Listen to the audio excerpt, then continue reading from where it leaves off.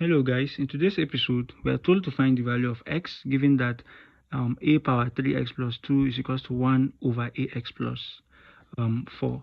So let me write something here. This is a power 3x plus 2 equals to, I want to write this to be that a raised to power minus x plus 4 from the law of indices that said, let me just give you a recap inside here.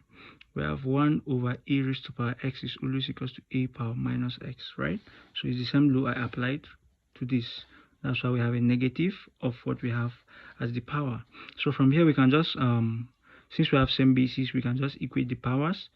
Oh, let's do something. This is a power 3x plus 2 to be equals to a power minus x minus 4. If I expand the bracket, right, then I'll equate the powers. This is 3x plus 2 to be equals to minus x minus 4, right? Now I'll collect like terms. This is 3x plus x when we add x to both sides, right? Is equals to minus 4 minus 2 minus 4. When I subtract 2 from both sides, I have this, right? Collecting like terms actually.